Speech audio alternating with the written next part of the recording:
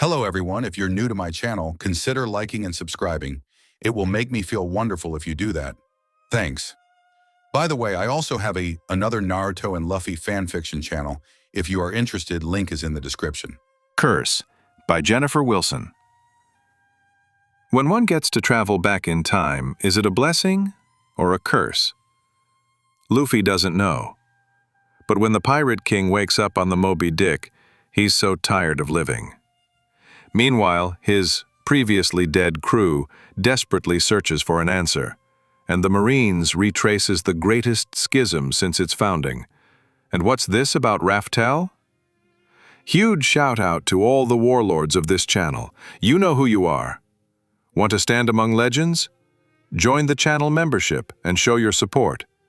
Adios. Whitebeard looked around, searching for Ace, only to see a displeased fleet admiral kicking at the cuffs on the execution platform, while Garp the Fist was busy laughing his ass off. In other circumstances, Whitebeard would have laughed as well, but in this case, who could have thought that the Marines were hiding Ace? Had they been tricked into coming? If Ace was still at Impel Down, they would have noticed it, and made headings towards that as well. Guararara. How many decades has it been, Sengoku? Whitebeard bellowed as he stood on the upper deck of the Moby facing the fleet admiral. Where is my beloved son? He had better be safe and sound. There were roars of frustration on board as more and more his sons were informed that their 2nd Division commander was not present in Marineford. There is a general aura of anger. The Marines had lied, and brought this war on themselves. Whitebeard crosses his arms, before punching the air. Cracks emanated from his fist, shattering the air. The tides receded, slowly moving away from the shore. Get back, he could hear the Marines warning each other, as they continued to retreat from the shoreline. Prepare yourselves, Marine HQ, he roared once again. What's with this rumbling? It's coming. The seaquake he just caused has turned into a tsunami heading straight for us. He could hear Garp warning those in front. Don't go thinking we can overcome him with sheer military force. We might actually be the ones to meet our end. Sengoku shouted as he continued to order the Marines to move away. It's no use, his mind tells him. Whenever that man punches the air like that, more Marines would fall. His mind casts back to the numerous reports that he had received after each and every conflict with Whitebeard. Close to 3,000 Marine deaths could be attributed to him alone, as the waves wreaked their power onto the Marines who had pursued him in the 23 ships that had disappeared. Whitebeard was truly merciless in his actions. This man holds the power to destroy the world, he shouts back, as Whitebeard prominently displayed a grin as 2 enormous tsunamis came into sight. This war has started, fight. That Akainu. He still had the nerve to say that? Did he not see the need to preserve their forces? Was that man so focused on his goal that he failed to see the need to minimize casualties? Your high-handed ways would kill you one day, Sakazuki. It's a tsunami. Just when the wave was about to collapse on them, he could see Aokiji disappearing from his seat, before reappearing right at the edge of the wave itself. With a cry, the 2 waves froze entirely, and he heaved a sigh in relief. Thankfully, one of them had sense. Sir, we need to retreat from this area. Ace isn't here, so fighting the Marines is a waste of time. The Wanderer shouts, furious at this display of arrogance. Why had Whitebeard attacked the Marines? There was no Ace, so there was no reason to battle with the Marines. Guararara. Whitebeard laughed in return. They should know what happens when they try to capture one of us. But he could see the steady disappearance of the allied crew. Whitey Bay continued to carve out a path through the ice created by Aokiji, but one by one, Wild Knight Doma, Thunderlord Magai, the Decalvin brothers, Vortex Spider Squad disappeared beneath the waters. Convincing all of the allies to do coding was worth it, he thinks, as the memories of the previous hours came to mind. Marco, we need all our allies to do coding. Marco had looked up from the communications room. Goku had suddenly stormed in, placing a few maps on the table. If our intel is right, all 3 admirals are going to be there. Aokiji is sure to freeze the waters, and only Whitey Bay's got a ship capable of navigation on those waters. We were planning on doing so. Rikuyo shrugs. For our invasion to succeed, Pops wants us to go for the undersea route. I know that, but rather than popping the bubble after we emerge into Marineford, Tell them to leave it on until we get confirmation that Ace is present. Could it be that we're covering the backs of our allies? Goku realizes. Whitebeard laughs again, and Goku is willing to take that for a confirmation. He breathes a sigh of relief, before transferring his attention and focusing on his own haki. Where is Ace? He asks in his head. Unconscious. Sleeping Helfim. King. He strains his brow, desperately sending his haki in all directions. Now that he knows Ace isn't here, he needs to give the Whitebeard pirates their next heading. At least with the Marines, it was simple and well thought out. Now though, he can't tell where his adopted brother is. He knows he can't stay too long with the crew after this though. Not after the revelation that Shanks had brought about. Even after Roger had conquered the Grand Line, the title of Pirate King was not given until the world government had proclaimed him so. Thus, he was still able to hold on as long as there wasn't a new Pirate King being recognized. After this, however, his time is coming soon. Hurry, my friends, find Ace, make sure that this crew survives for the next 2 years. I want to spend some more time with this crew, at least a little while longer. He was really getting too old for this. He wondered if that was how his former crew had felt when he had died so senselessly on Dawn Island. He had surrendered himself to the authorities, in hopes that like the previous crew before him, they would be left in relative peace. But the Marines who hated him had decided to get rid of the pirates once and for all. Goku laughed. How foolish. As if they hadn't learned from the War of the Best on how not to put an end to the pirate age. There won't be any War of the Best this time. He promises to himself. I will ensure it, even if I were to die permanently. Boss, what are we to do with him? The chief of staff doesn't look up from his papers. He is terribly busy these days. Even on missions he brings his paperwork to do. It is a tedious task, being the second in command of the Revolutionary Army. He cast his mind back on the man lying on the bed in the infirmary. The ship's doctors have looked at him and pronounced him fine. So has one of the revolutionary leaders who were in the same state as him. Leave him as he is. There is a heavy weight pressing against his mind. He does not like it. He wants his mind clear while he works. However, the unconscious man stirs up forgotten memories and feelings that are at the edge of his consciousness. Sabo boy. Ivankov calls out. He forces himself to turn away from the doughnuts on his desk, and faces his fellow revolutionary leader. Inazuma is sipping on some fresh wine.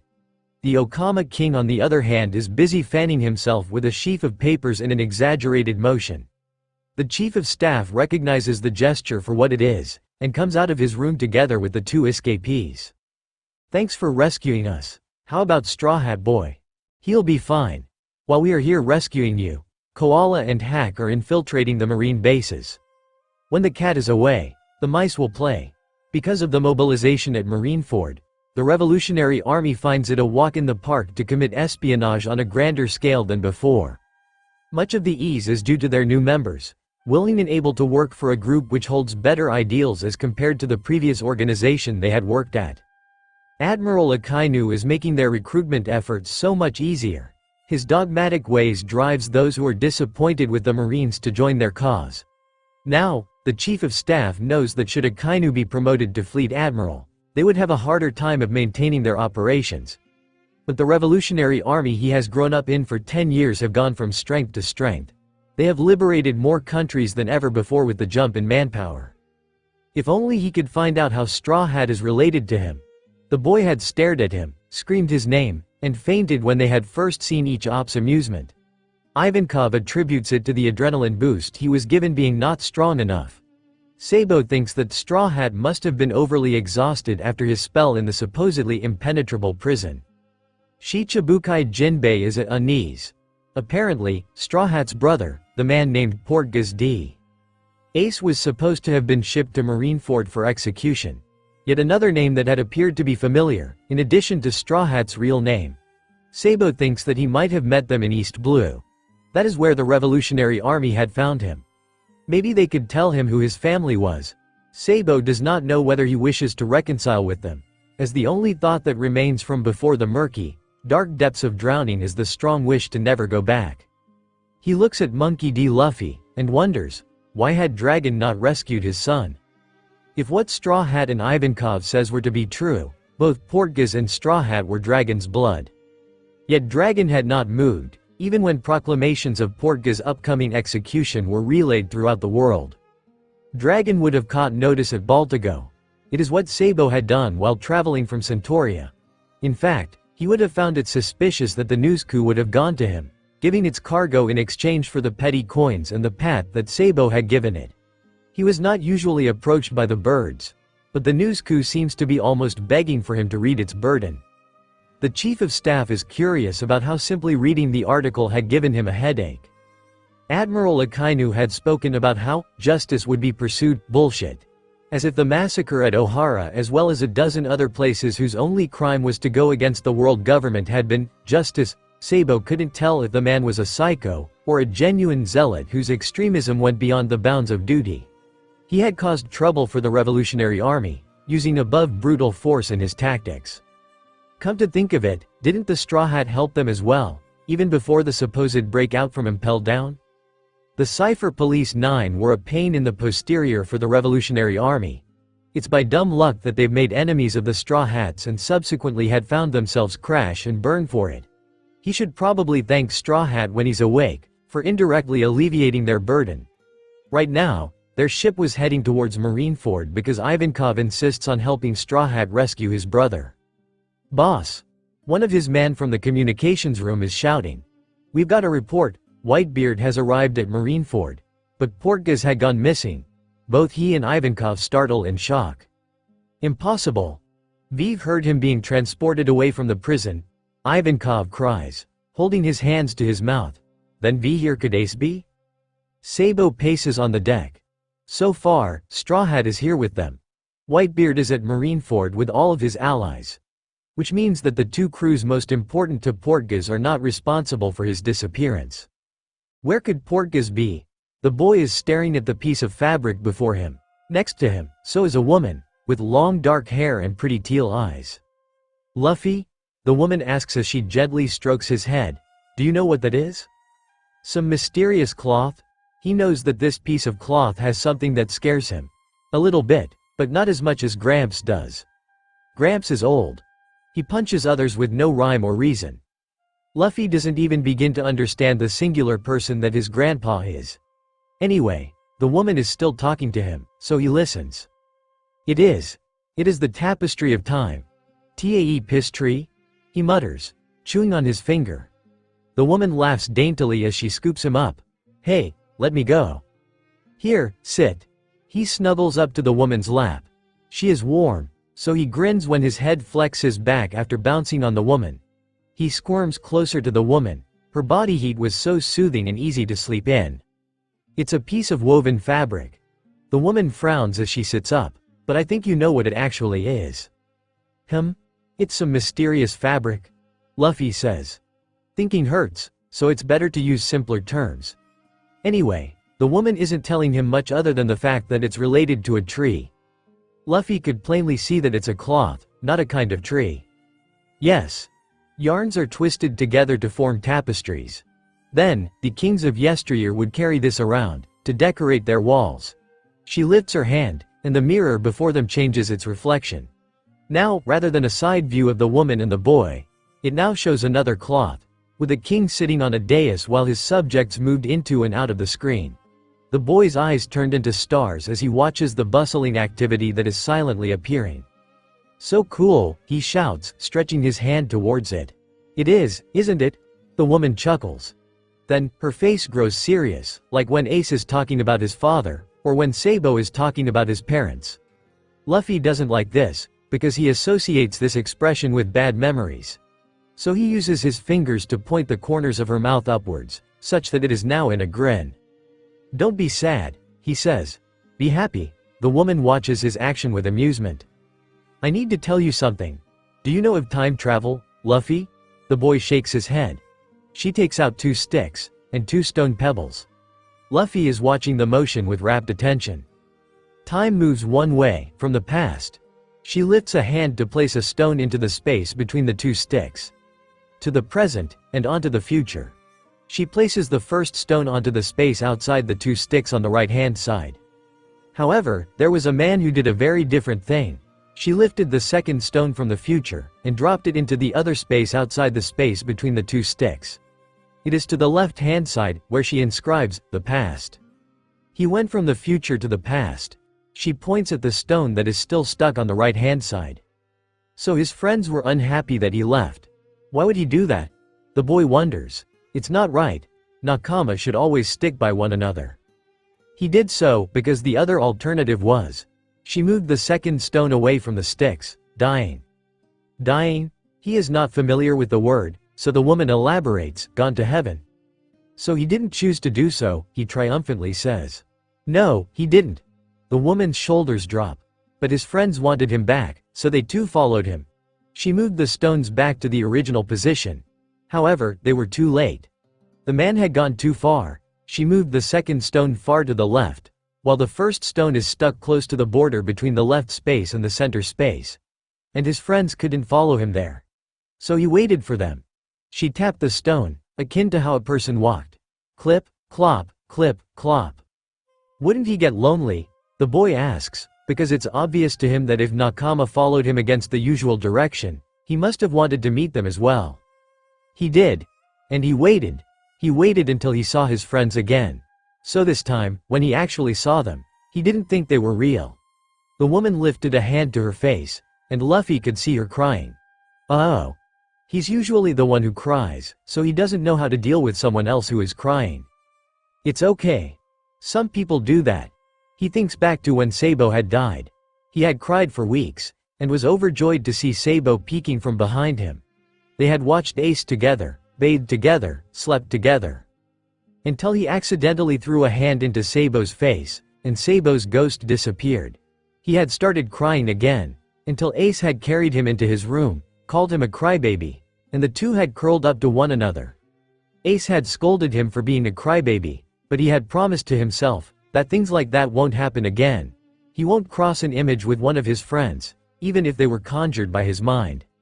He tells this to the woman, and she lifts her head, blinking tears telling me this. Luffy. She says, grasping his hand. Now we know. Before his very eyes, multiple people appear before him. A green-haired man with 3 swords. A woman with long orange hair in flowing waves, holding a pole. A man with goggles on his brow, and a really, really long nose. A blonde man, with meat. Meat, he says, and the swirly eyebrow man tosses him the raw meat. He chews on it, before watching as new people continued to emerge from the door. A reindeer with a blue nose is standing at the same height as him, hugging him with tears running down its cheeks.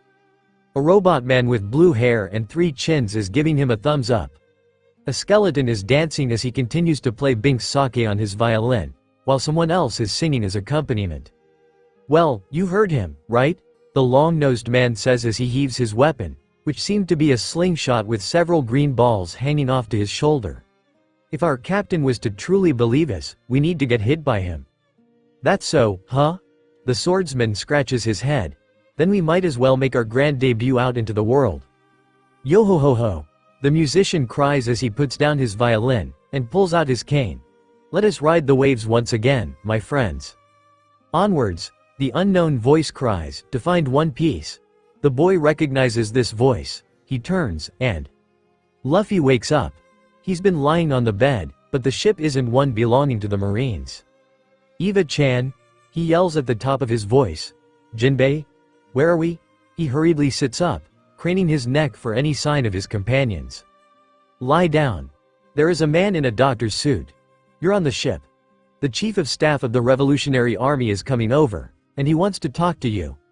Luffy obediently sits, because there is an aura of menace that Nami wears when she is about to punch him. The door to the room is knocked, once, twice, and the man opens the door to admit Ivankov and another man in coattails, pipe strapped to his back and head adorned by a top hat and goggles. Our chief of staff wants to talk to you, Straw Hat Boy, Ivankov says as he ushers the other man to the bed. Luffy, was it? The man takes off his top hat, to reveal a face bearing a burn scar on the left side crowned by curly blonde hair. Huh. He had thought that it was supposed to be cut much shorter than that. Sabo, he shouts happily. Then, he remembers his dream, and punches him on the face. Huh? The man dodges the blow, before holding Luffy's hand in his palm. Wait, what? You're Sabo. I thought you're dead, but you were alive. Tears and snot are running down his cheeks, but he doesn't care. He's got one brother back.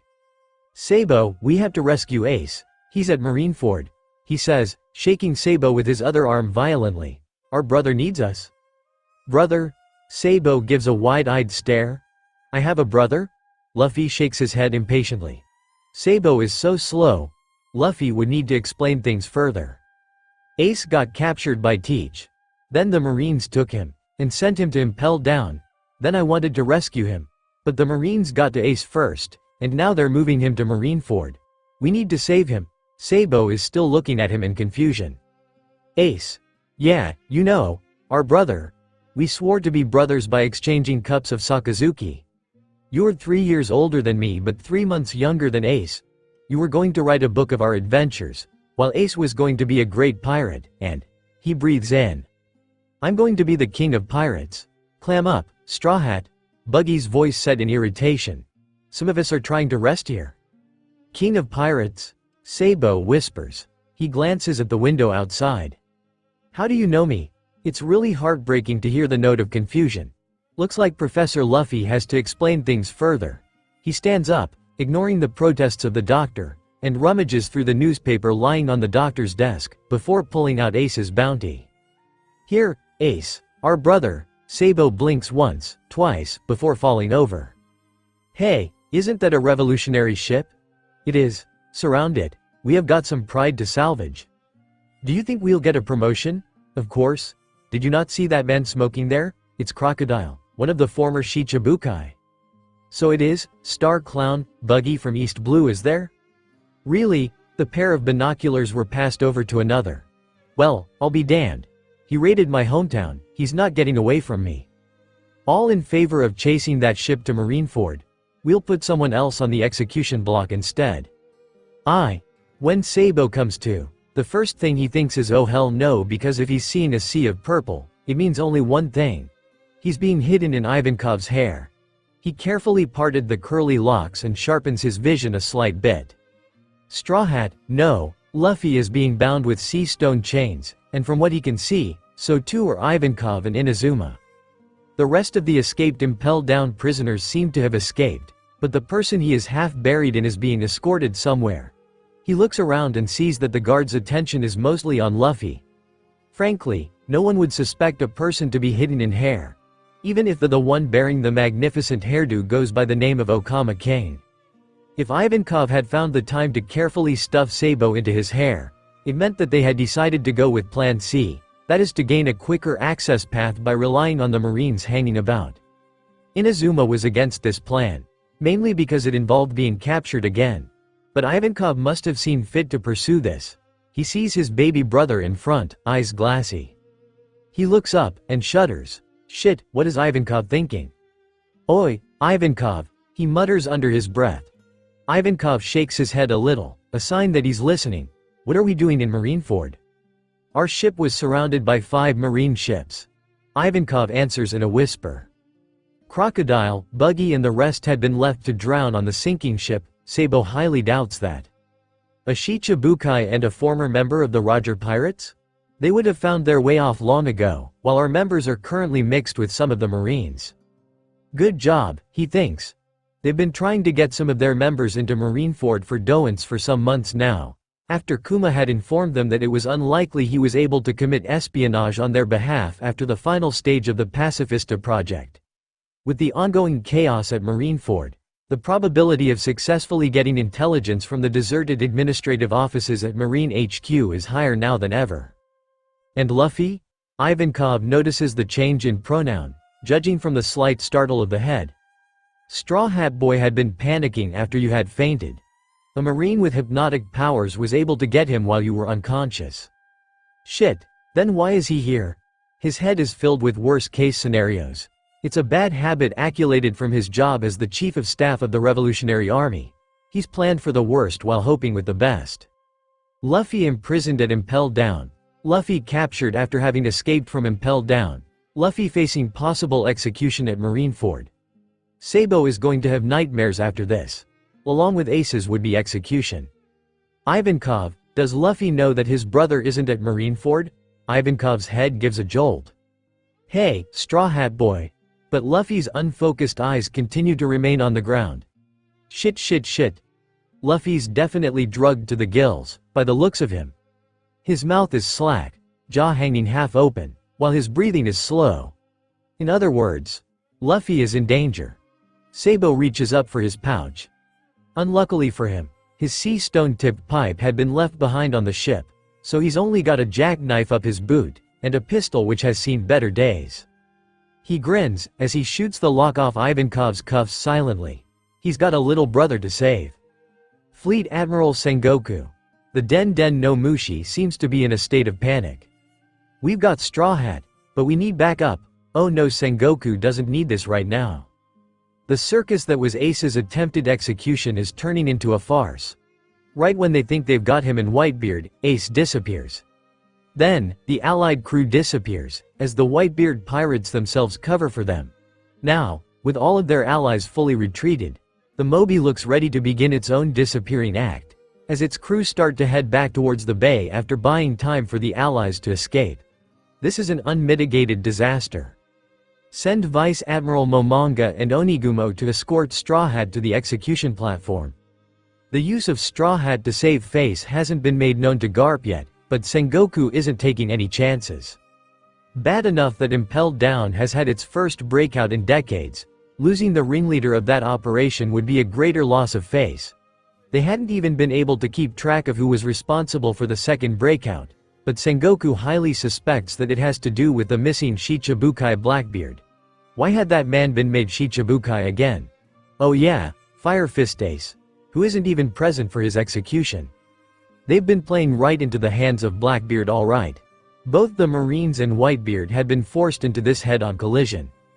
And if he were correct, Blackbeard had used Ace as his entry ticket with the sole purpose of being allowed into Impelled Down, which he had proceeded to turn upside down after Straw Hat Luffy had broken out dozens of high-level criminals. He hated the part of his job where he had to execute orders from above, even when there was no point to this action. While he had initially agreed to the execution of Ace, he had not wanted to have a public spectacle.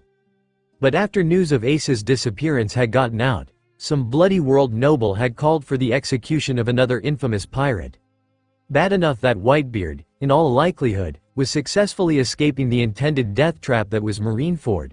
The information that the Marines had caught Straw Hat en route to Marineford had spread like wildfire, leading to the five elders asking for the head of Straw Hat Luffy as well. Sengoku had already sent Garp off chasing Whitebeard. He's not so heartless as to let him see the rushed execution of his own grandson. Even if Garp were to hate him afterwards, he probably won't be able to look his old friend in the eyes at all after this. Honestly, the more this day stretches on, the worse his day gets. Maybe after this, he'll retire. Snack on rice crackers or stop dyeing his hair black and kick back his shoes and relax. He wonders if his conscience could recover from serving more than 20 years as head of the Marines. Inazuma did not have the habit of cursing, but he feels that he's willing to make it so after this. Bad enough that Sabo could not successfully free Luffy in time, but worst still, they were caught by two vice admirals. While normally Sabo and Ivankov would have easily taken down the two, one of the Marines had escaped with the still half-drugged Straw Hat while they were busy with an unexpected Doberman, who had arrived as reinforcement. Sabo had cried Luffy and tried to rush after him, but a few other Marines had fallen upon him. Left without his favorite weapon, Sabo had taken to using his Dragon Claw and Ryusoken techniques while Ivankov was blasting them with one death wink after another. Because of Whitebeard's retreat, more and more Marines are heading towards them, focused on the new enemy in front of them. He huffs as he hurls one block after another and keep out. If it weren't for the fact that they were supposed to kill no one, he would have long since started to cut the Marines into thin pieces. He momentarily pauses. That was unlike him. He had never been so vicious before. In his hesitation, he fails to see one Marine sailing towards him. Focus, Sabo cries, and he turns to see Ivankov firing a death wink. The attacking Marine flies away, only to be replaced by a few more of his peers. He would have to ask Ivankov about it later. He finds it distressing to feel so murderous, all of a sudden. Then he sees a dash of flame fly past him. It was only an instant, but he sees the light in the end of the dark tunnel this entire day has been. How did I end up like this? Goku asks himself in silent dismay. He dodges a hockey-imbued punch, and rolls over, his hand on his staff. I'm fighting against Gramps, on equal grounds. As Marco once puts it, he hits hard. The thing is with fighting Garp the Fist, is that one has to dodge his blows. His pain tolerance is pretty high, due to years of battling P, the occasional oversized forest animal. Though Garp may have been his affectionate grandfather, he hadn't held back on the fist of love when it comes to delivering pain, and Goku is well aware of that. Thus, Goku is opting to dodge his grandfather in this timeline again and again to wear Garp out, because unlike his strength, his stamina was more likely to wear away with every avoided punch than for his strength to weaken. He still can't believe that he's holding his own against Gramps, even when he had been able to fight off the Yonko.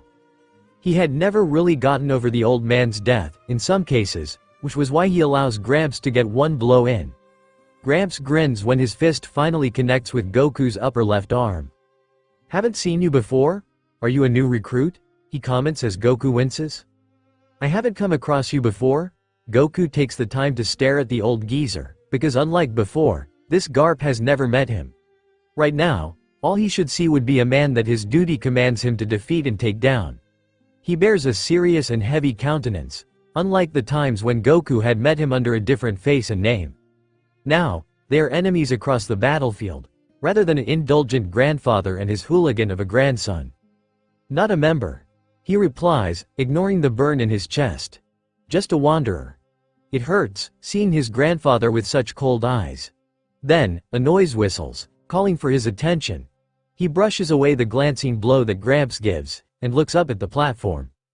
No, he whispers, because he recognizes that figure on the platform. How had his younger self got up there? There wasn't even an ace to rescue. Gramps catches note of what he's staring at, and turns back. Goku could tell the direct moment when Garp sees his grandson about to be executed. His face dramatically pales, and his fists come to a halt, while his jaw slings upwards in disbelief.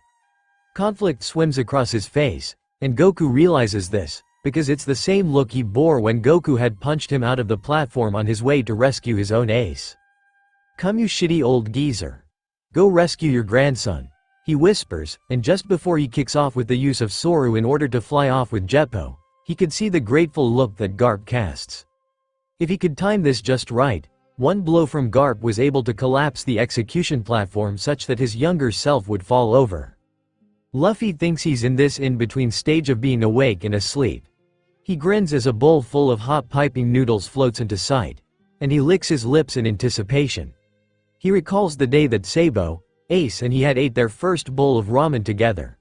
With Sabo alive, maybe they would be able to do it again sometime. The Marines were willing to escort him to Ace on the platform? Luffy thinks that there's something wrong, but his mind is too foggy, and he can't feel his hands very well. Warning bells start to ring in his head.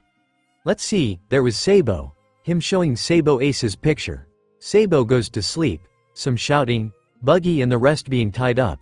He trying to stop the Marines by using Gomu Gomu pistol. Then something dancing right and left in his vision. Oh, that guy from Usopp's village. What was his name again? Tango? Anyway, that guy had waved something in front of him, whispered something, and then, go to your execution without resisting. What the hell is going on? Luffy inwardly growls at the voice that is calling in his head. Shove off, but he feels that there is ice washing through his veins, clawing at his brain. Go to your execution without resisting. He grits his teeth and pushes against it. It becomes blaringly loud, and Luffy thinks he doesn't want to follow that order. He shakes his head to clear the images of meat away, but he feels groggy with the motion, almost to the point of vomiting. Go to your execution without resisting.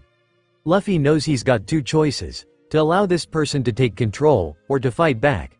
He doesn't fight back. Instead, he demands control over his body. He surges forward and seizes control with both hands, but it is too late, as two guards stand side by side next to him. Straw Hat Luffy. The man besides him speaks loudly, but there is hesitation in his voice. Luffy knows that Ace is supposed to be up here, and breathes a sigh of relief when he sees that his brother isn't here at all. It means he's safe, which was what Luffy was intending to do. With Sabo as well as Ace's nakama, Ace wouldn't be alone. As the leader of the breakout of Impel Down, the head of the Straw Hat Pirates who have shot the world flag, assaulted a world noble, he tunes out the man's voice and focuses on the man who's speaking it. Something tells him that this man was unwilling to see him executed. It's as though a voice is telling him that this man looks guilty. He catches note of the fact that this is being broadcasted by the Marines, so he might as well make the best of it. Zoro, Nami, Usopp, Sanji. He begins, recalling the time at Logatown. Chopper, Robin, Frankie, Brooke. He's got more nakama to add to the list now. Thanks for your time. Looks like, he feels a grin stretching across his face. Sorry, I'm dead, he says in a sing-song voice. The man looks alarmed, his face frozen in shock. Luffy wonders. Was the man afraid of him, as what the voice in the wind tells him? Then, he feels the whole floor vibrate, and the two executioners fall down. Then the whole thing leans to one side, and topples. You sure you can handle this? The navigator raises an eyebrow as she casts her view over the railings. It's a long way, you know. And you haven't completely recovered yet. Despite her words, her hair's been tied into a ponytail, and she's balanced her pole on top of her shoulders. Let him handle it, the cook says, stamping out his cigarette with one foot over the railings. We all want to do it anyway. His infamous black leg is already lit with the flames of his passion. The person whom he's speaking to gives a wry grin, his posture in a lift-off position, getting ready to catapult into the fray. It's clear what he thinks of their worries. Here. You think you can handle him? The sniper adjusted his scope, before heaving his weapon over his shoulder, although since he's about to wreak merry havoc onto Marineford indirectly, he probably won't use it anyway. Of course. The swordsman scoffed.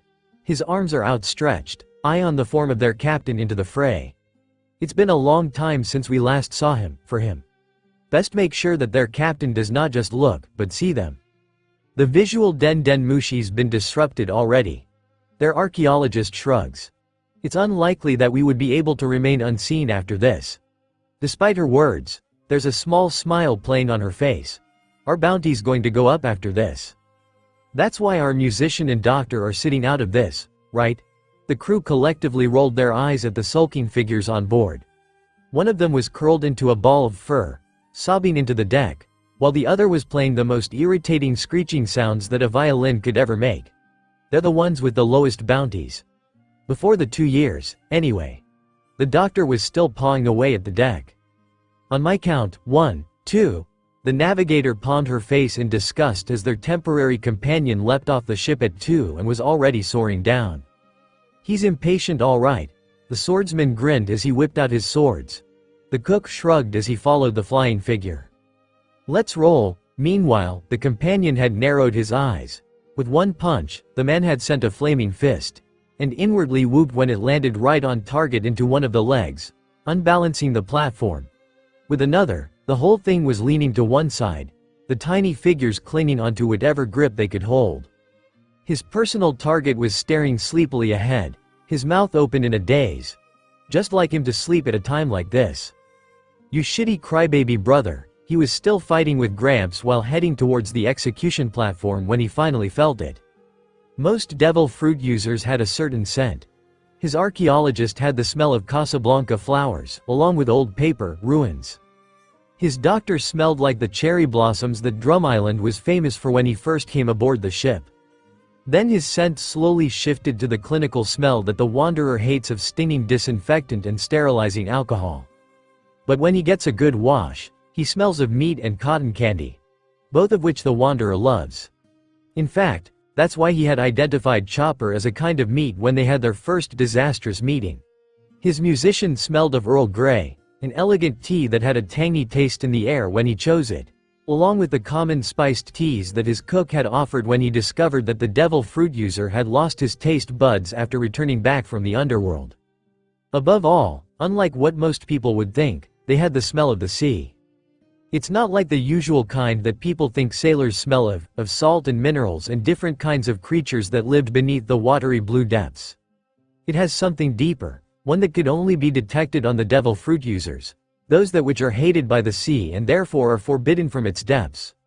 Were he more retrospective, he would have found it interesting as to why those possessed by the devil smelled of the very thing that hates them. It's been awfully useful, especially in discerning devil fruit users.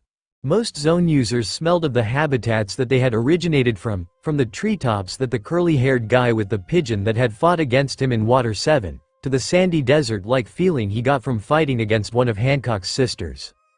Marco had a distinctive roaring hearth fireplace, roasting turkeys kind of smell. He really didn't want to dwell too much on that.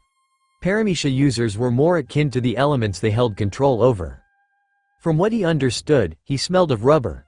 Not the kind that had been processed into erasers and tires, but of the natural smell of rubber sap being emptied into a metal bucket before being harvested from the trees in the forest.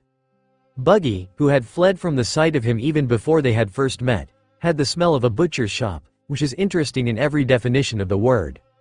Eggplant Guy had the smell of rotting flesh and weariness, almost like glass waiting to break. Whitebeard had some kind of earthy smell, like the time that he had fallen into the mud on Dawn Island and Dayton complained as she pulled him out of the brownish water like earth that she was never doing this again. Garp, why did he inflict this on her? Logia users more simple, as at their very root, they smelled like the elements they found comfort in. Smoker smelled like some thick fog, the kind that always has his navigator up in arms because the ocean reflects the sky, and how does she inspect the waters when everything's blocking her sight including these three fools? It's also the smell of cigars, the ones that Smoker is fond of. He caught the smell of cigar smoke at his execution. No one native to Dawn Island had smoked that particular brand, but he recognizes it. Crocodiles smelled change, from despair and ruins, similar to what Robin had at Alabasta, to renewed vision, the kind that makes people jump in the air, not because they are happy, but because they've received the fright of their lives. Caesar Clown had smelled like poison, distress and frustration. Blackbeard smelled of darkness, as though one was in a tunnel with no light at the end and there's so much suffering that one could choke on. The Wanderer has always had a complicated relationship with fire. On one hand, Sabo's disaster at sea, and the ensuing heartbreak that both he and Ace felt when Dogra had collapsed into their hideout with the news. On the other, the flickering flame reminds him of his brothers, of family, of Gramps and them roasting meat freshly conquered and killed on Dawn Island. It reminds him of the light when his cook is preparing a savory meal. The various campfires that he and his crew had gathered around as they celebrated and sprang parties. The kitchen, where his cook had stood and now Thatch had been rescued in. So it's the smell that first hits him. The smell of home. He feels a wide smile creep up on his face. It's Fire Fist Ace. Garp looks up, and thinks, you lousy brats. Because, that, right there, is his silly grandson being rescued by his other silly grandson. My hair's going to go gray after this. Oh wait, it's already gray, but wahahahaha. Maybe Sengoku would stop dyeing his hair. Ha. Only when he retires. He's still going to be the same uptight uppity bastard though. At the same time, he's relieved. No grandson executed even when two were at risk, and both seemed lively and healthy. Now if only he could get a fist of love at them. Then the day's perfect. Not even Whitebeard escaping could beat his joy though. His opponent seems distracted. Garp never thought that someone could fight without hesitating at his strength, Roger being the closest. Though the late Pirate King had fled after each contact, shouting, "Stop chasing after me, you insane nutcase." The life and times of being the one who came the closest to catching Roger. Even though he could feel his strength weakening over the ages, it's always good to teach these young ones a lesson. He gave another punch, watching his opponent sidestep THF observation hockey, before the other jumped high into the air, and kicked him with a burst of Soru. He dodged that, proceeding to head towards the execution platform. Vice Admiral Momonga and Onigumo were already there. Whoops. Onigumo's down. Somehow. He attributes that to a combined Heiken from Ace, and a surprise hit of Gomu Gomu no Jet Gatling from Luffy. Momonga's still struggling valiantly against the duo, and it looks like Smoker and his tagalong is running towards the scene. That boy had the same instincts he had when he was chasing Roger. Nice to see that that's tradition is carrying on. Onigumo is up again, but this time Momonga's been cut down. Luffy is shouting at Smoker to not get in his way, because he's rescuing Ace and Ace is retorting who's saving who, Luffy, you idiot. It's so cute how they glare at each other while secretly looking out for their respective backs. The captives that had been arrested along with Luffy during his escape attempt are running free now. Hoo boy. Sengoku's going to blow a gasket. If he isn't blowing one already after this. Was that? Shit, no, Akainu. Get away from my grandsons. Plural, do you understand?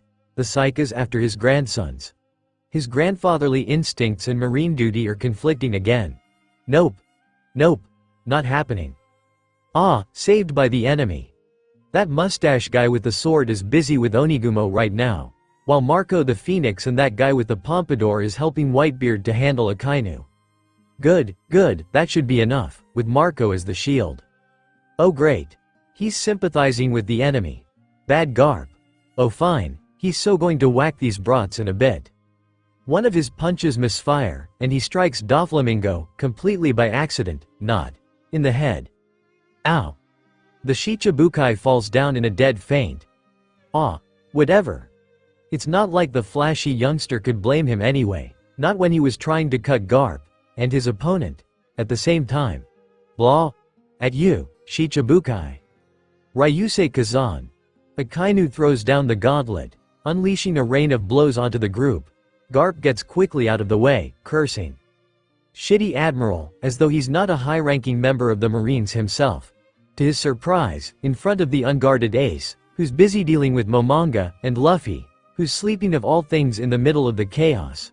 Someone darts out from beneath shadows. 1 second later, his world spins, as the boy he previously knew to be dead comes running around, stabbing furiously at the fists of lava that are pouring down at them. Sabo. His heart sings as Ace pours furious curses onto the blonde boy who's escaped death due to stupid celestial dragon. But his eyes are watering at the same time. Ah, how cute.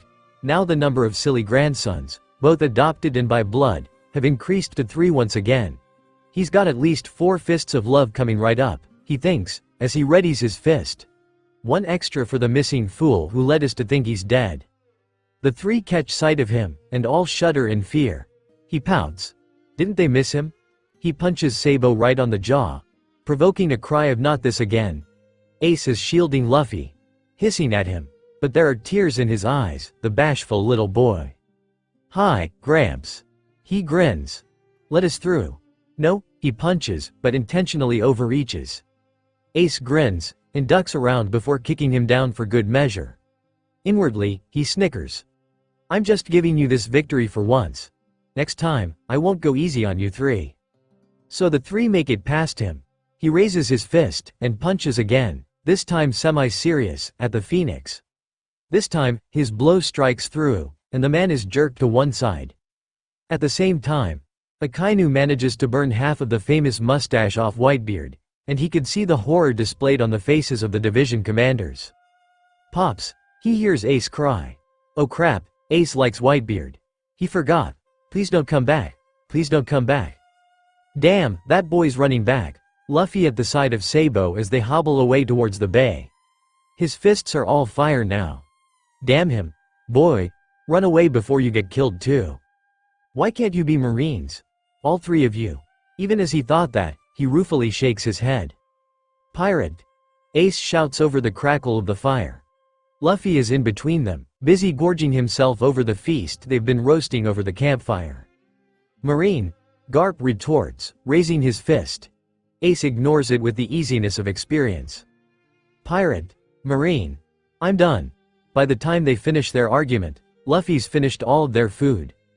Both Ace and he stare in disbelief as the youngest goes right into sleep, murmuring satisfied sounds of meat while snoring.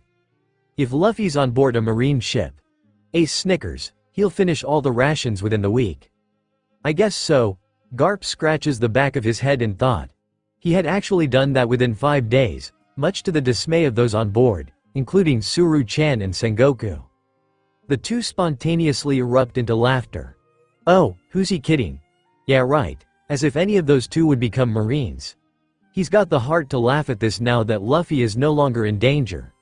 If only Ace had not jumped right back into the battlefield though. Then his former opponent grins. It's not those grins of relief that the Whitebeard pirates are sporting at the sight of Ace safe and sound. No, it's the I am so going to pwn you so badly your head would be spinning round and round. And the whole place trembles. Sengoku frowned as reports continued to stream in from all over. He collapsed to his knees, watching as the duo continued to run away from the execution platform, their original captive piggybacking their replacement. It's all over now. Bad enough that Portgas d'Ace's execution was botched after he was, probably, rescued by a set of pirates with no bounties. Worse was that due to the visual Den Mushi would have been relaying the events on the battlefield up until the start of Whitebeard's retreat. But information about the subsequent events would have even reached the Sky Islands, by the looks of the allies that had retreated after being notified of Ace's disappearance. Furthermore, Garp, despite his easygoing manner, would retire after this. Today's events, has it only been a few hours, would have been the last straw that broke the camel's back. Sengoku has long understood that the only reason that Garp had stayed so long instead of retiring was because of he and Suru. And with the spectacle that is the botched execution and subsequent counterattack of Whitebeard, he would have to resign from his post in order to make amends for his failure. Let's not fight anymore. One of Garp's apprentices, a pink-haired boy, screams. Oh, he wants to, but now that the pirates have the upper hand, it's on their terms that the war ends. Zhahahaha, and here comes another player. This is an utter mess. Blackbeard comes, and several of his subordinates utter cries of bewilderment. Straw Hat Luffy's escape of impelled down has provoked another breakout, this time of the worst criminals. See what you've done, Garp's grandson. Many of them were captured through the painstaking efforts of the Marines, with many losses suffered on their account. To see the worst criminals free once again. Many of the victims who had suffered under the tender mercies of people like Demon Sheriff, Lafitte or Shiryu of the Rain, would be crying for the heads of those responsible. The name of the Marines were going to go down once again. At least Blackbeard seems to be intended on taking on Whitebeard and not the Marines though. He watches Marshal D Teach head towards Whitebeard, mouth in a toothy grin as he dissolves his fist into the flames of darkness that users of the Yami Yami no Mi were reputed to have, while Akainu is moving closer for another blow. Then the whole battlefield shakes. He sees Whitebeard looking around in confusion, and the other division commanders fall in shock and surprise. Strange, if Whitebeard wasn't involved in that earthquake, then who had released that shock one Ace, who's huffing madly? Conqueror's Haki. Of course. The son of Roger would possess that ability that only arises in 1 in a million. What's the probability of that happening? Huh? Blackbeard whips around, mouth still locked in that horrifying grin. Ace, he sings out, how is your spell at impelled down? You bastard, Portgas d'Ace replies, sending Dai Enkai. Entei at Blackbeard. Teach merely stretches out a hand, letting the darkness absorb the blow while leaving him unharmed. Have you forgotten, Ace? It didn't work on me then. Why should it work now? He manipulates the darkness, causing Ace to fly towards him. Only to stutter his blow as a pole strikes him right on the head. Leave Ace alone. The attacker cries as he flies away from Blackbeard, only to end up close to Ace, shielding him with his body. Ace is staring at him in astonishment, mouth open, but Sengoku focuses on the newbie who's joined Whitebeard, and recognizes him. How the hell's that a disguise? Don't touch Ace, Goku spat out, using his pole to ward off Blackbeard. No, it was happening again. He couldn't understand, hadn't he done enough already? Or was it too much to ask for Ace to be rescued from Marineford? Shit. He had to get the old man and Ace out of here, for their group to retreat safely away. Right now, Blackbeard's changed target from Ace to him. Good. Ace, get back to the ship now. Ace looks way too exhausted to fight competently, what with unleashing Dai Enkai. Entei along with his assault on Marineford. If you stay here any longer, it would only lead to the rest of the commanders to stay here to guard you and Whitebeard. He tightened his grip on his pole, before lunging at Blackbeard. He launches a series of attacks on Blackbeard, duck, strike, sidestep. His old skills renewed as his usual attacks had to be avoided. Devil fruit powers negated by seawater. He flicks some water onto Blackbeard, the man simply waves his hand and repels the water. He hated dealing with gravity opponents. Pistol. He laces his attack with armament Haki, and lands a surprisingly satisfying blow onto Blackbeard's face. Blackbeard rebounds away, and he's scared. Good. Then his neck tingles. His observation haki notices Kizaru creeping up from behind, ready to launch another attack on the unsuspecting Marco, who's busy absorbing the magma dogs that Akainu's been launching. Wait. Light can't escape from black holes. Grinning, he swats Blackbeard towards Kizaru. Kizaru tries to avoid the incoming man, but gets hit anyway.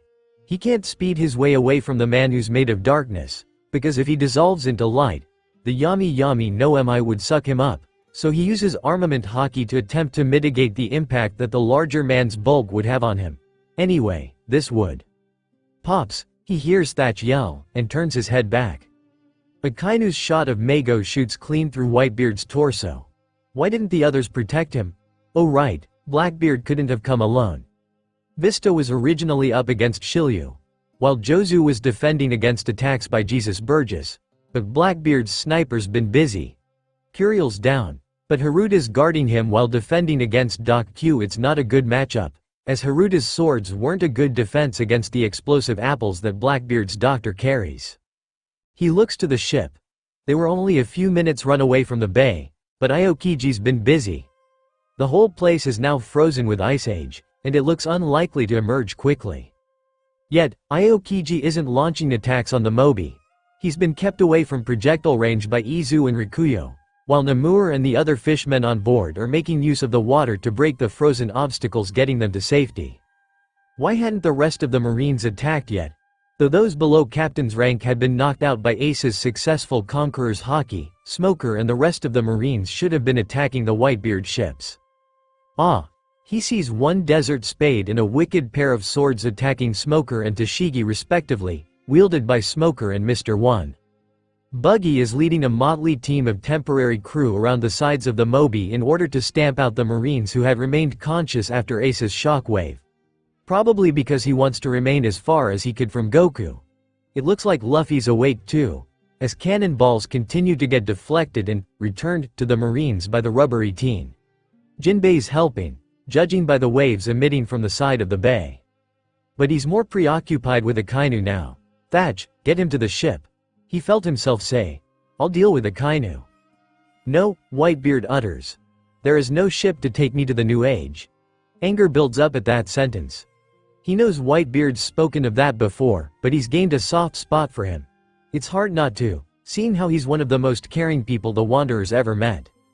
That applies to me more than it is to you. A controlled burst of haki sends Whitebeard into unconsciousness. As Thatch and Marco stare at him in disbelief, Goku sends another wave of haki through the crowd, knocking out a path full of Marines. Please retreat first. I'll explain this later. Marco glares at him, but it's half-hearted. He knows they're outmatched, seeing that the current Shichibukai haven't made their presence known yet, and their allies been told to flee to safety. It's a miscalculation on their part, because they hadn't known that Ace would reappear, but it can't be helped. You pirate. There are no words that could describe his hatred for Akainu. He felt his old scar wince at the reminder of Akainu. That man had killed his brother, and after the 2 years of training, it took a hell of an effort to finally become Pirate King. What can I say? I'm only an outlaw after all. He heaves his pole onto his shoulder. But how about you? Shall we talk about the massacre of citizens at Ohara? Or the killing of innocents just because they were pregnant at the time of the Pirate King's death? He's outraged about both. The former more than the latter because he couldn't do anything at the time. He couldn't do anything at all. Because time is cruel. If one stretches the fabric would only collapse back to its original position, even harder. It took him the deaths of the Rumbar pirates in order to see that. I'm sorry, Brook. He thinks back to the war that the Rumbar pirates had with the natives of the island they had visited.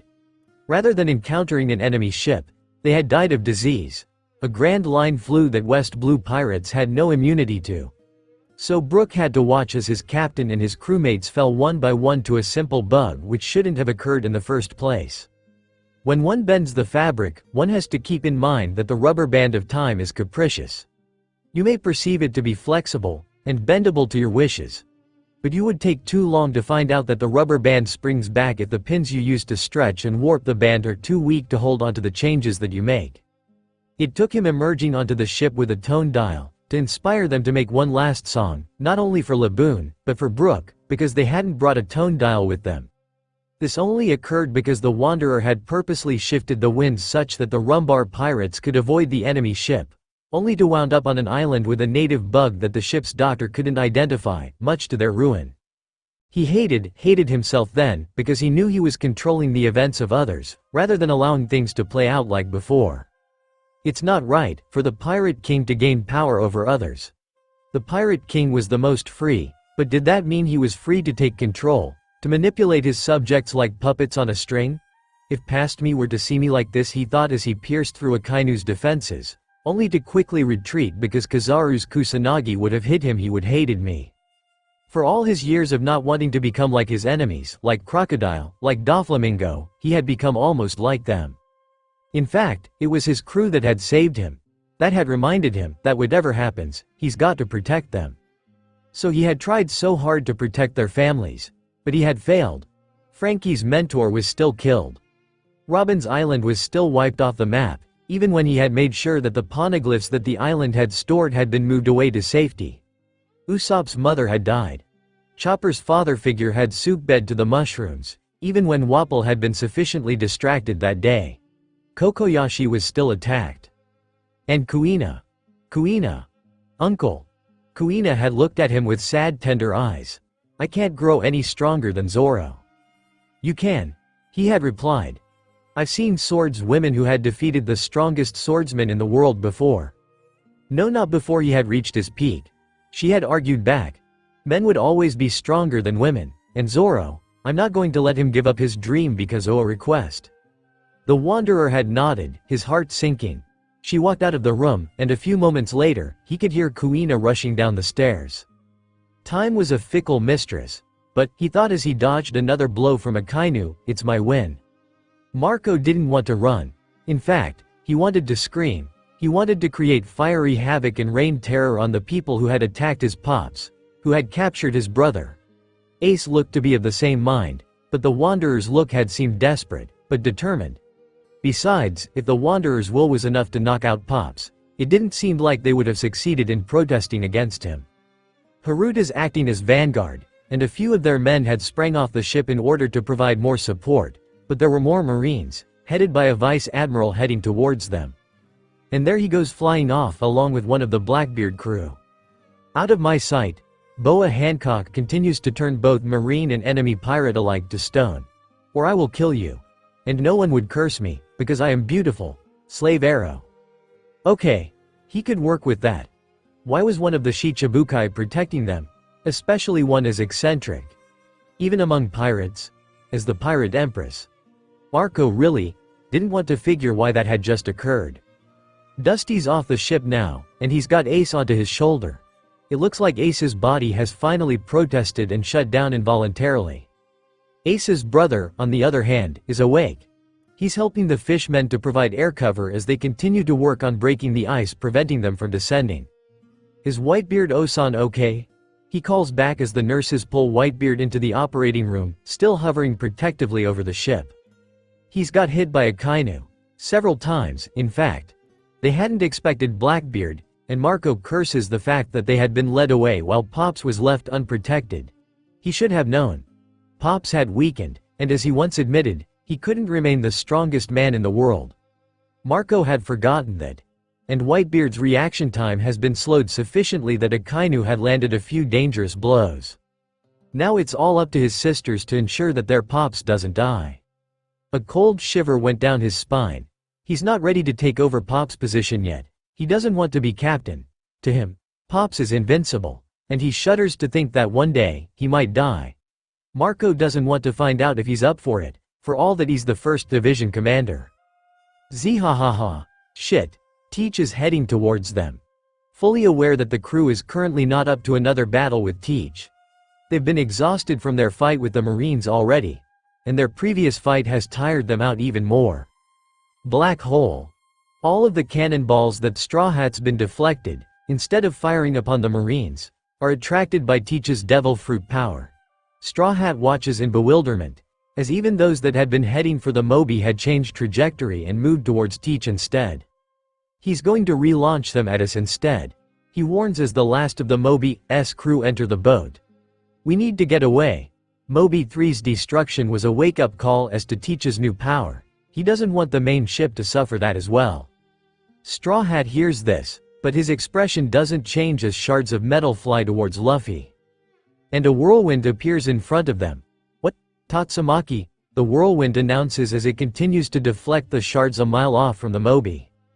Did a hurricane just appear in front of us? Thatch's jaw dropped along with several others as a figure stepped out, while the whirlwind continued to swell to accommodate the additional firepower that the Marines had found. Luffy was ready to start bouncing back the metal pieces when he heard a familiar cry. Zoro, he said blissfully as the swordsman leapt out of the swirling chaos of wind and metal. Then he paused. Unlike what he remembered, Zoro was covered in a dark shadowy substance. Not like how Teach was, because it's darker and somehow more solid, a soft glow outlining him against the background. Captain. Get onto the ship. Cook's busy heating up the surroundings, and navigators up in the sky conducting. We've got to get going. The swordsman said in short breaths. Luffy looked at him in wonderment. Shitty Marimo, he could hear Sanji shouting back. You forgot to say the important part, Diable Hambi. The ice around the ship melted as the cook skated over. Zoro, I'm sorry we couldn't meet on Sabati, but I'm glad you're here. The swordsman scratched his head. See here, I'm not your Zoro. He's still stuck in Kuraigana Island. I'm actually from the future. We time-traveled to save your ass. Luffy stopped and stared. Wow, cool, future? Time travel? Luffy was amazed. So the swordsman was actually from the future. Hey, do future people poop? Talk to you later. The swordsman dismissively tossed Luffy onto the Moby. Luffy wanted to stretch out, but his arms felt heavy, and there was something making his eyelids droop, and then... That's a no. A cry rang out throughout Marineford. Borsalino turns back curiously. Now who could that be? Let's stop this already. Oh, it's that pink-haired apprentice of Vice Admiral Garp. Interesting, how could he have spoken so loudly? He sees the boy standing in front of some straggling whitebeard pirates from before. Eh? How come? He's a Marine, isn't he? Why is he protecting some pirates? Did he not know what he was supposed to do? No more fighting. Let's end this. Kobe, ah yes. That was what his name was, cries out, ashamed and afraid, with tears streaming down his cheeks. This is a waste of lives.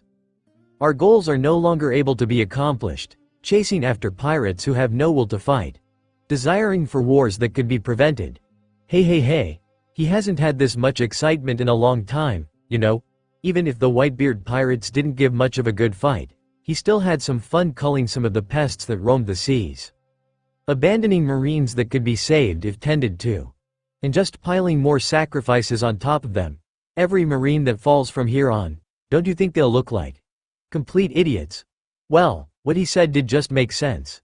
How interesting. A diamond in the rough, as Sengoku would have put it. Borsalino will have to look at this interesting boy closely now. Somehow, he thinks. He thinks that this boy may have the potential of an admiral. Kobe is panicking. He is completely sweating in fear. Oh no. I'm going to die. Admiral Akainu is advancing towards him. He is so dead. Why did he say that? He didn't know, except something in him had used his mouth to communicate the distress of the Marines.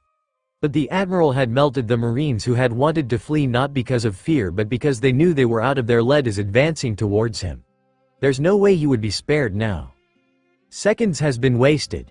He could hear Admiral Akainu mutter under his breath. The Marines don't need soldiers who can't even keep their facts straight. I have no regrets, Kobe thought, even as he closed his eyes in anticipation of the blow. But make it quick. He could still remember the distressed and horrified expressions that the soldiers bore as they were melted down by Akainu. Clang!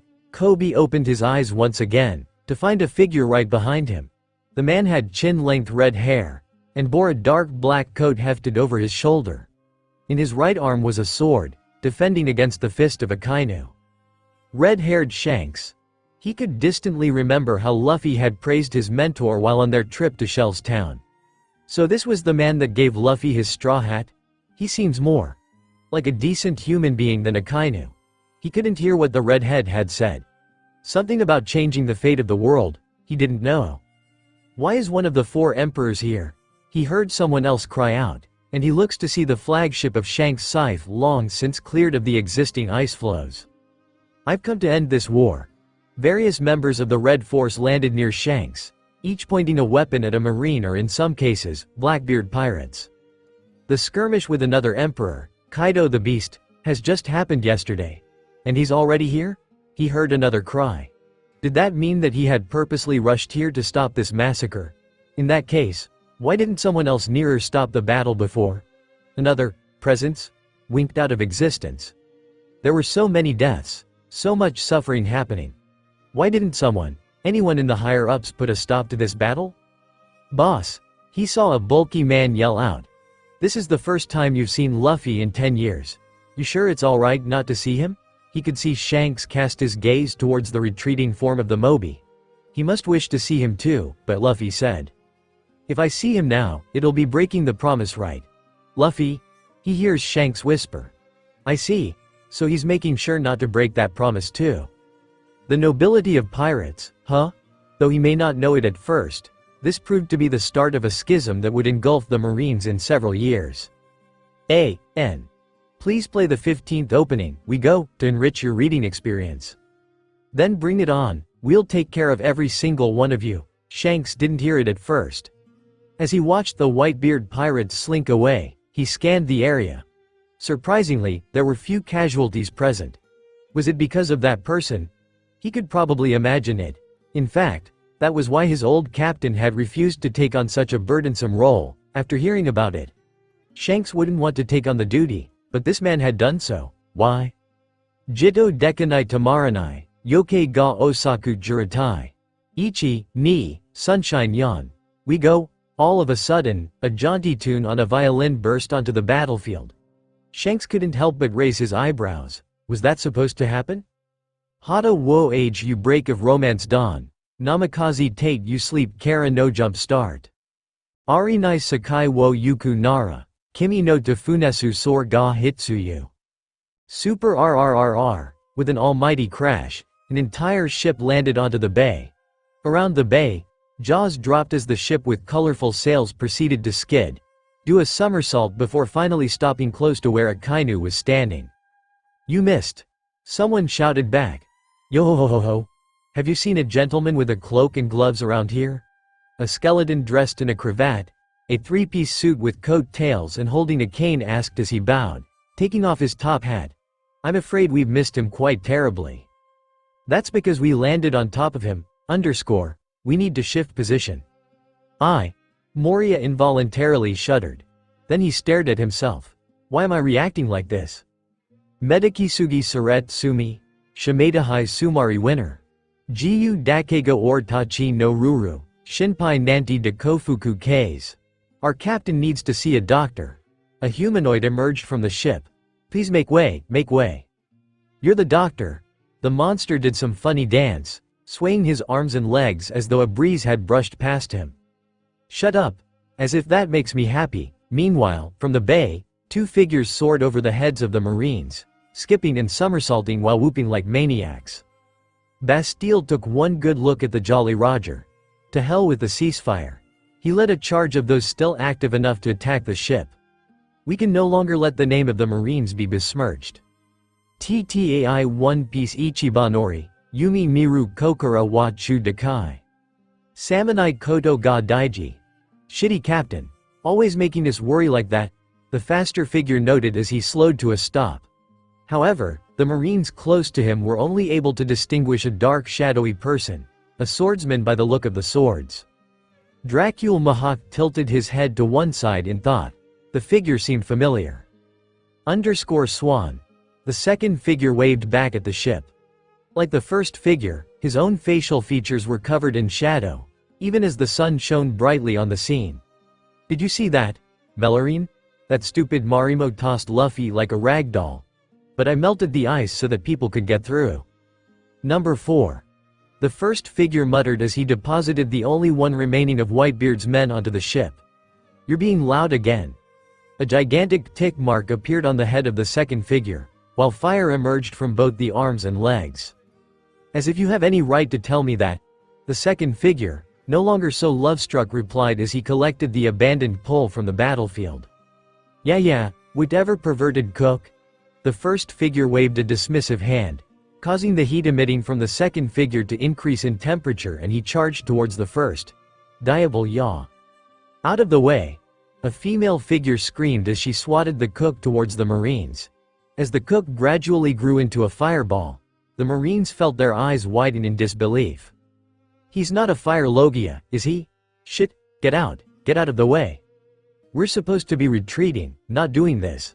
Sengoku felt his eye twitch in disbelief as the crew of the new ship generally wreaked havoc on the Marines.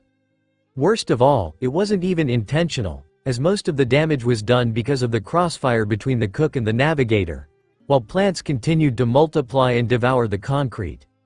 Lasers shot back and forth as a bulky person fought with Kizaru, as the place continued to freeze irrespective of the fact that Aokiji wasn't even there. There wasn't any killing intent, implying that the new set of pirates were just playing around with the Marines. "This is a disaster. An absolute disaster."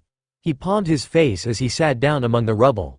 Whitebeard was gone with his allies with few casualties, and the Marines had proved to be an incompetent force, what with nosebleeds, cannibalistic plants, cotton candy growing like weeds. Garp, on the other hand, simply sat down and laughed with relief. The entire event had been a circus from start to finish, and his apprentice had helped in stopping the pointless battle. He should probably bring both boys to see his favorite bartender and a feast. "Tto dekanai tamaranai, yokai ga osaku juratai, ichi, ni, sunshine yan, we go. Your visual den mushi." A female voice spoke out from behind the fog, pale pink hand offering Aokiji a den mushi. Her publicists would be glad to know that any recording has long since stopped by the time Ace appeared. Aokiji could only stare as he took the snail from the figure. "Are you who I think you are?" "Nope. We were hoping to grab our captain under less spectacular circumstances, but I guess it can't be helped." The shadowy figure from behind the fog shrugged its shoulders, before further disappearing into the fog. Aokiji scratched his head awkwardly. "Right then. I did not see that just happen." "Ortachi wa. Koko made katas. Ortachi wa yuku. Yumi no Urika e. Dare mo oitekanais. Any stragglers, come aboard," a voice sang out as the first figure carried the wanderer onto the ship, despite all protests to the contrary. "Shitty moss head, I can carry the captain," the second figure kicked at the first. "Watch it." A lightning bolt struck the second figure on the head. "Underscore is carrying him. If he gets even more injured, you'll be sorry." The first figure let out a snicker, hen-pecked. "What was that? Enshin Uru nomi sor ga chike, yumi ga hajimata onyo hai kara. Mazasu marai wa onaji." Akainu wished to move. In his mind, the pirates who had utterly dismissed the Marines and continued on their own business had to be punished. Yes, they had to be. But he still couldn't advance towards the intruders. Around him, a huge mass of plants continued to wind around him, and he felt himself grow weaker. The plants been laced with sea stone. Behind him, another figure smirked as he retreated back to the shadows. After all, a turned back is a sniper's duty. He should have known better. "Tto dekanai tamaranai, kokara no taiyo shizumanai. Ichi ni, sunshine, ichi, ni, sunshine yan, we go. Are we reloaded yet?" The female figure at the center of the chaos screamed at the crew as the sails were furled. With one panicked look, those present hurtled back onto the ship, one after another. "We are ready." Coup de burst. With an almighty plume of smoke, the ship went flying again, leaving behind the distinct smell of cola. "We go." Both Marines and pirates stared at the empty spot. The serious atmosphere had been completely shattered to pieces by the arrival of the galleon. "So, let's just end the battle." Shanks scratched his head in confusion. This is what it means to be the crew of the second pirate king. Their captain is the craziest person that they'll ever remember. From his self-serving, capricious tendencies comes an innate intention to protect, to defend their nakama at the cost of his own life and his dreams. Sure, his actions have often led the entire crew into deep trouble, and in other circumstances, were it not him, they would have long since walked off in search of another captain, another way to achieve their plans. However, their trust in him is equal, even overwhelmed by the innate trust that he has in them to protect his back, to guard against attacks by others. That is why they choose to follow him even to their deaths. To them, he probably would be the most person in their lives, more so than they can ever say it out loud. For 2 long years, they have trained their hardest, and after that, they now possess the ability to follow him into the madness that usually revolves around him. They have followed him through despair and hope, through tragedy and comedy, and they would follow him to the end. They had even done so in the end. Their captain is waking up. One by one, they trail onto the deck, spreading out the cook's idea of a picnic. Others would argue it a feast, from lamb chops, to cotton candy, to French pastries which belonged more to a patisserie on some upstreet market rather than the floor of the pirate ship. But well, when have they cared about appearances? Their captain opens his eyes. He immediately sits up, regardless of his current injuries, which Frankie would forever never forget, even if the crew stops teasing him after a while, and stares at them hungrily. I punched Sabo and he disappeared. That was when I knew he didn't exist. The current Luffy had explained in the Sacred Palace. Thus, they had known, and recognized the need for touch. Their captain had always been a tactile person, learning kinetically, speaking with his punches than with words, and there is no filter through his brain, but they do not mind that. All that matters is that he speaks to them, that he knows that they are as real as he is, and they don't mind the bruises that will occur after such an event. Gomu Gomu no, the crew winces. It's coming. They know how hard their captain punches, and they know that it'll hurt very much, but it would be worth it, because then their captain would know that they're real, they're here. Hug. Sanji blinks in shock, Chopper and Usopp have their mouths wide open in confusion, Nami and Zoro are about to protest, while Robin smiles in an enigmatic fashion as the blow doesn't come.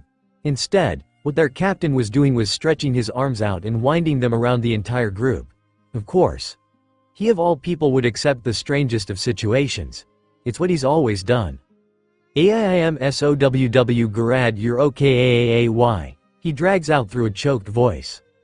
Tears and snot are pouring down his cheeks in an exaggerated fashion, and he's too busy sobbing to care. A heavy weight has been lifted off his mind and he seems to grow into less a caricature of himself, but the man who had rescued them, who had gave them a life out of what they had planned for, who had led them to Raftel and furthered their dreams under him, even if they had long since put aside their own priorities in favor of making him the Pirate King. They surround him, crying as well, because now that he knows that they are here, it's okay. Their captain no longer feels that he is alone. They stay like that for what seemed like years, tearing up, spilling their worries, their fears and their thoughts throughout the 5-year period between the time of their arrival and now. Finally, their captain sits up, closing his mouth, using his cloak to wipe off any existing tears. It's disgusting, but it's so like their captain that Nami chuckles at the immaturity of his behavior. They too stare hungrily at him. Gone was the red cardigan he wore. In place was an open shirt of dull gray, pants of the corresponding color, and a dark green cloak that heavily resembled what his father had worn during their early years as a pirate. His hat is gone to who knows where, which is surprising as he had always wore it even until his execution. He wears gloves now, and they recognize the insignia that is embroidered in. Luffy, why did you choose to travel back in time? Zoro asks, bluntly as always. Their captain smiles sadly. His sad smile is more frequent than the face-splitting grin from ear to ear, but they've gotten used to it after Raftel. The world was splitting up. He tells them as Frankie pulls out a table, on which they pile loads and loads of food. The captain doesn't touch it. After his execution, he explains, the world went through one upheaval after another. Soon, it became fact that the Marines were finished as a world power, and with the closure of the Shichibukai, the world government had become plagued with never-ending chaos and destruction. It grew up to a point where in order to distract the unhappy populace, the Neo-Marines, for that was what the Marines who followed the path of absolute justice were called, had put up show trials. Their friends and allies have featured heavily, due to their heavy association with them. Even with the captain's best efforts, he was only able to evacuate Fishman Island to the surface. The first place they had reached after crossing the Red Line was no more, as mermaids and fishmen alike were forced to leave their hometown of 1,000 years to the surface of the sea. Even then, it was not enough. Alabasta, long threatened by increasing desertification, lost its status as a kingdom. When Vivi and her court had refused to move to Marijoy even as their blood had qualified them for it, they were cast out of the world government. Dalton had provided them shelter, but the world government had imposed economic sanctions on Drum Island instead, choking the livelihood of the medical nation. Chopper silently weeps as the Wanderer tells of how Kureha had sacrificed her life in order to ensure that the sanctions were lifted by force. He is not the only one. The Straw Hat crew, especially those that had been through the attempted coup by Crocodile, are appalled by the world government's irresponsibility towards its members, even when the royalty of that country had the potential of being a celestial dragon. The Kuja, long isolated, had been forced to open its gates to the world government and its allies. First, they were forced to use bellies in place of their original currency. And as the world government became even more destabilized, the value of their goods dropped, and they were increasingly reliant on the produce of other countries, greatly intertwining trade between its surrounding neighbors. However, the Kuja had adopted their own native currency for a reason. Whatever they produce, other nations could copy and improve on, and Boa Hancock had withdrawn from the Shichibukai in protest of the erosion of her nation's culture for the benefit of the world government. After all, now that restrictions had been lifted, and the Isle of Women no longer hidden, many of her tribal natives had moved away in search of greener pastures, rather than face the loss of wealth that surely would befall the Kuja. The world government is swift in following up. Within 10 days, the Isle of Women no longer exists. Boa Hancock had made her last stand, shouting and screaming on the way down as her sisters furiously cursed their enemies. The Pirate King was unwilling to allow this to continue, to see the destruction of his friends. With the help of his allies, he formulated a path in which the traverse through time was not only possible, but would allow the traveler to exist even when the past had been changed. Because two of the name could not exist, he learned that he could never answer to his birth name. That's the difference then. Robin points out. The more we avoid using our names, the more real we become. Already, they could feel themselves partially moving from one dimension to the other. It had puzzled them greatly, struggled to piece themselves from currents in the air, from stormy waves, from the whistling in the wind, from savory delicacies, from flowers, from nature. They had painstakingly regained their selves, becoming just solid enough to rescue their captain from Marineford. It had taken them 3.5 years to become themselves and seek out the others, and it was only through a long period of not talking to each other to figure out a link between their solidity and the use of names. However, there is no longer a need to worry, because they are back together. What happened to the others? The captain refers to the rest of the crew, the ones who had joined the Straw Hats after the 2 years. We couldn't find them, Sanji answers, smoking on his cigarette. We found each other, the captain frowns. We had miscalculated. He continues with his story. Instead of shooting to Marineford, where his allies had reasoned as a turning point, he had shot far, far before his own birth. He had tried to rescue Brooke, but even as the small details changed, the greater picture remained. Eventually, he stopped trying altogether, and he had decided to hide out instead, at the lonely island of Raftel. The great and mighty Usopp has seen that. Their sniper exclaims. But you had been kidnapped by Roger. I had stowed away. Their captain corrects with a slight smile. First he had assaulted them, preventing them from conquering the Grand Line through constant bombardments from sea kings and the native fish species. Then, he had tested their resolve, linking events and placing them into difficult situations. Finally, he had allowed Raftel to be accessible. That no-good brat had destroyed half of Raftel. He fumes. He kept on fishing and hunting until there was no food that could be consumed left. They laughed together, because their captain has always prioritized his stomach and meat over the wills of others, and that has not changed even after he had conquered the Grand Line himself. Luffy, Zoro asks, pointing to the spread on the table. Why didn't you eat? Their captain pulls his face into a solemn expression. I can't, he says, laying a hand on his stomach. This body doesn't allow me to taste the food that passes through my mouth, nor enjoy the feeling of food in my tummy. Even if I chewed and ate, it would not make me feel good. The cook is thunderstruck. From time immemorial, most would know that the best way to make Luffy agreeable was through food. Be it raw meat on a plate, or the fine delicacies that Sanji would offer to the girls and would inevitably be stolen by the irrepressible Rubber Man. Their captain had been a lover of food. Luffy without food. It's almost unheard of. Yet now, it exists, as could be seen on the untouched plate laden with goodies Sanji had known he would enjoy. Oh my. The musician says, because he can't describe the horror he feels. He knows what it's like, being alone and with the thought that the rest of his crew were dead. But even he had a palate that could taste the stronger smelling foods. To be unable to enjoy food, be it good or lousy, would have been a painful suggestion, let alone a torture for their greedy rubberman. But their captain had endured that for at least 50 years in order to survive to Marineford. The shipwright could sympathize with this. He knows what it's like, after Tom dies. And he was cast adrift on an empty ship with only the will to get back and the determination to do whatever he could to get back. He lays a metallic hand on his captain, head bowed in silent consolation. But their captain is far stronger than what his rubbery self looks. He grins, and alarm bells start ringing in the heads of the smarter ones in his crew. There was no way I could have survived for so long as a human being, he says, as he takes off one glove after another. Then, he proceeds to roll up the long sleeves of his shirt. There you are, bearer of the D. A solemn figure steps out from beneath the shadows of the ship. The crew rises to their feet, but the wanderer continues to remain sitting. The figure is cloaked as well, but his is black. A sultry voice, neither male nor female, whistles. Your friend made a deal with me. He emphasizes his point by placing his hand on his chest. In return for staying far longer than a mortal should, he had agreed to become my helper. I don't understand why you insist on going here anyway.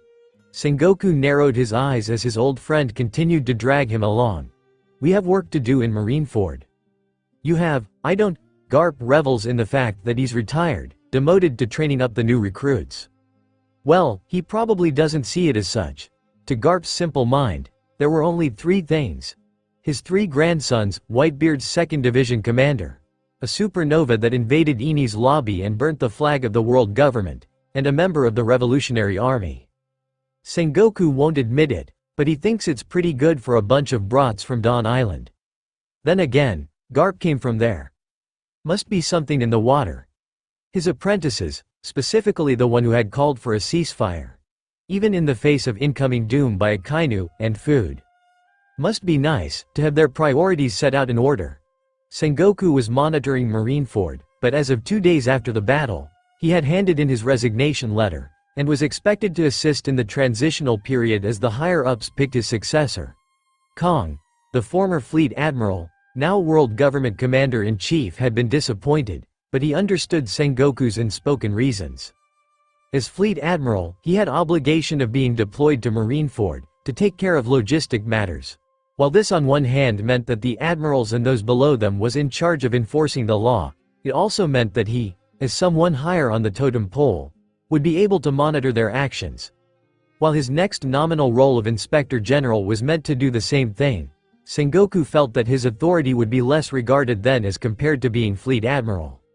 Which was all very well and fine for Garp, whose mind is concentrated on life's basic pleasures.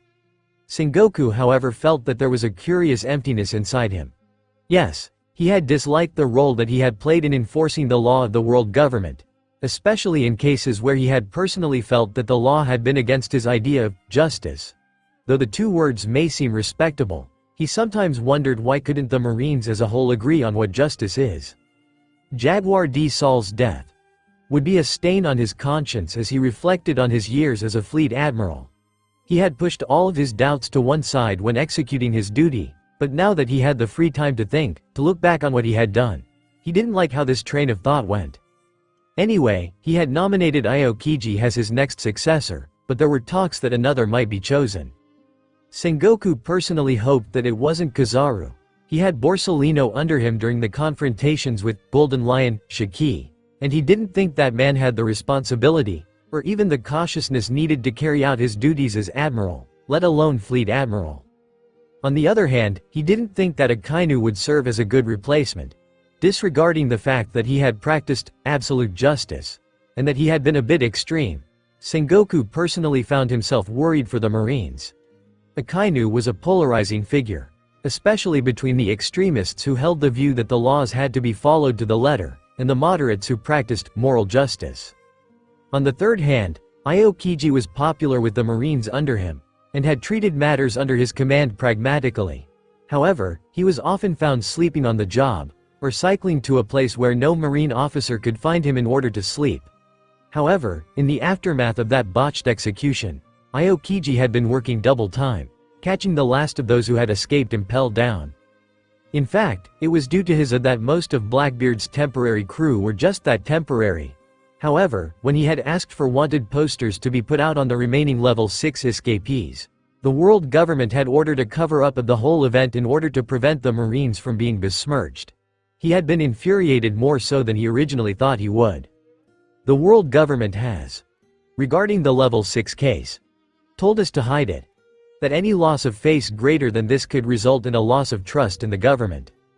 Are you kidding me? If he hadn't wanted to resign then, he knew that it was no longer a matter of choice.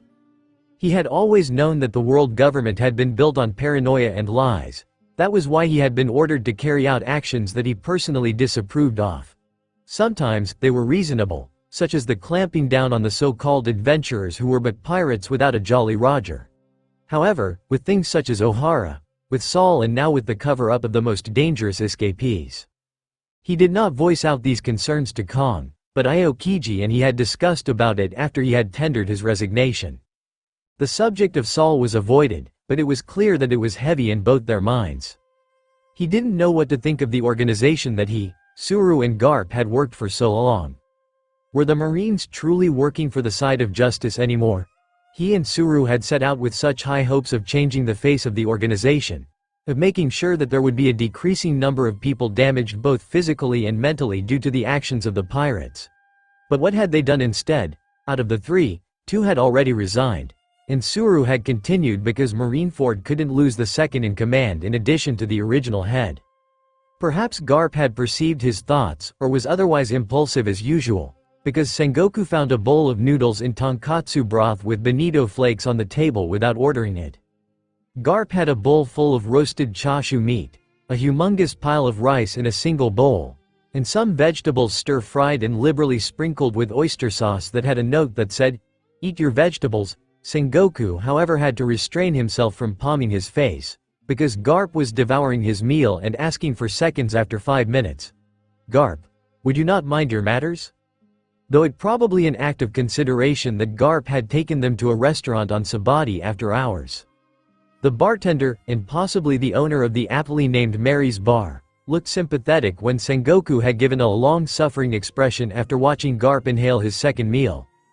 Garp had told him that Mary had kicked him out after he went through a wall, only letting him in after hours as a special privilege after he had complimented her tea, so maybe that sympathetic look was well warranted. Sengoku sipped the tea. "This is good," he muttered, and Mary blushed as she continued to polish her glasses. Garp gave her a wink, making her burst into fits of giggles. Just then, the door opened once more. The wind chimes tinkled as someone stepped through. "Ah, that would be my employee, R.O. Do you mind helping me wash up?" Mary wiped her hands on a cloth before moving to the back room. There was a tap of footsteps, a slight movement in the corner of his eyes. A rustle of clothing, the tinkling of glass against the counter. Water burst through a tap as long slim fingers rinsed the plates, the sound of fine china clinking against the granite sink. Sengoku felt his heart palpitate, his hands trembling with some strong emotion he couldn't name. His nerves became a chorus of unpracticed singers, singing in differing pitches with no harmony between them. Sengoku turned. The crescendo of voices in his head quietened, unable to infringe upon his suddenly stilled mind. There was only silence. "It's another ship. Looks like it's carrying slaves. According to Mary, it is. She says that there are mermaids and fishmen on board, heading towards the auction house." "Oh really? That underworld broker's reliable. So is our leader, for letting us exact revenge on these humans."